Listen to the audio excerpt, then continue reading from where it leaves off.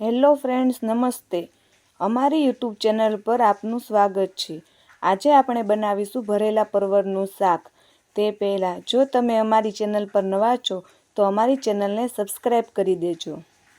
પરવળનું શાક બનાવવા માટે સૌથી પહેલાં આપણે પરવળની ઉપરની છાલ નીકાળી લઈશું.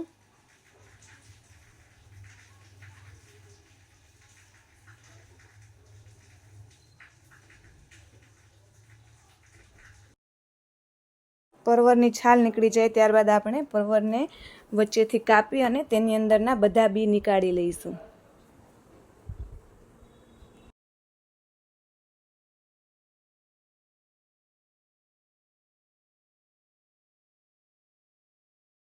બધા પરવળમાંથી બી નીકળી જાય ત્યાર પછી આપણે ગેસની ફ્લેમ ઓન કરી તેના ઉપર એક પેન મૂકી દઈશું અને પેનમાં થોડું ઓઇલ નાખશું. ઓઇલ ગરમ થઈ જાય ત્યારબાદ તેની અંદર બેસન નાખી દઈશું અને એકદમ ધીમા ગેસ પર બેસનને શેકી લઈશું.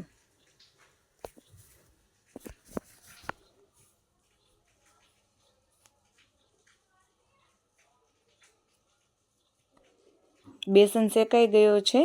હવે તેને એક આપણે બાઉલમાં કાઢી લઈશું. ત્યાર પછી આપણે બેસન ભરવા માટે મસાલો તૈયાર કરી લઈશું. તે માટે આપણે રોસ્ટ કરેલા બેસનની અંદર ક્રશ કરેલા સિંગદાણા નાખી દઈશું. પછી થોડા ધાણા એડ કરીશું. ત્યાર પછી મીઠું, હળદર, લાલ મરચું પાવડર, ધાણા જીરા પાવડર, ખાંડ,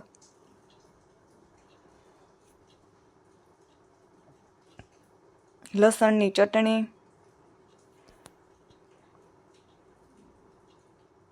લીંબુ,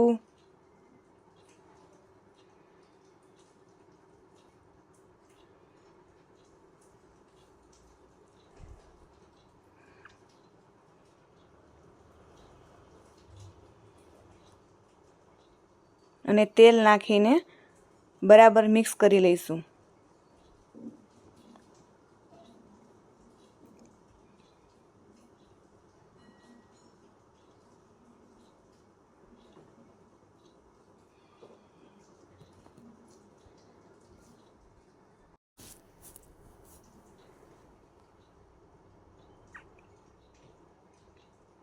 મસાલો બરાબર મિક્સ થઈ ગયો છે.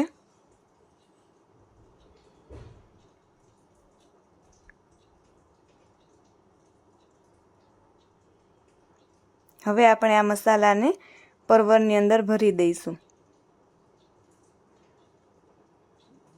આ રીતે આપણે એક એક કરીને બધા પરવળમાં મસાલો ભરી દઈશું.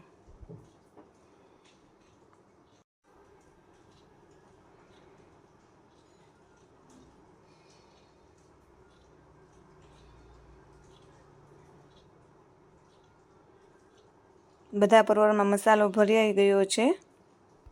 પછી આપણે ગેસની ફ્લેમ ઓન કરી તેના ઉપર એક પેન રાખી દઈશું અને પેનમાં ઓઇલ નાખશું.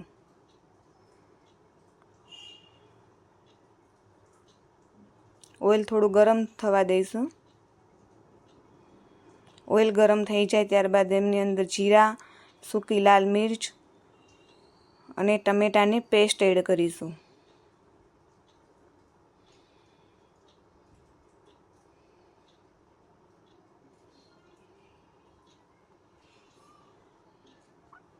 ત્યાર પછી તેમાં હળદર નાખીને 2 થી 3 મિનિટ સુધી ટમાટાની પેસ્ટને પાકવા દઈશું.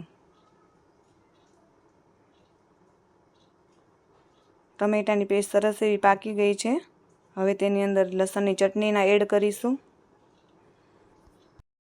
લસણની ચટણી અને ટમેટાની પેસ્ટ બરાબર મિક્સ થઈ જાય ત્યારબાદ આપણે તેની અંદર પરવળ એડ કરી દઈશું.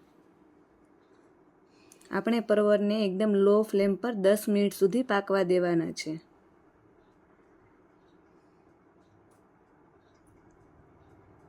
પરવળ એડ થઈ જાય ત્યારબાદ તેની ઉપર એક પ્લેટ ઢાંકી અને 5 મિનિટ સુધી પાકવા દઈશું.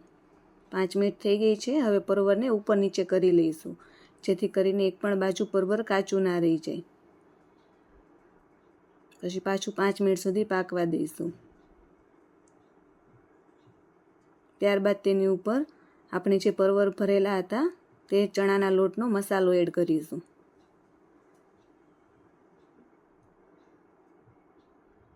અને 1 થી 2 મિનિટ સુધી લો ફ્લેમ પર પાકવા દઈશું.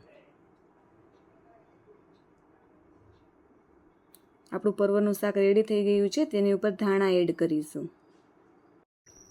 તમને અમારી આ પરવરના શાકની રેસીપી કેવી લાગી કોમેન્ટ કરીને જણાવજો.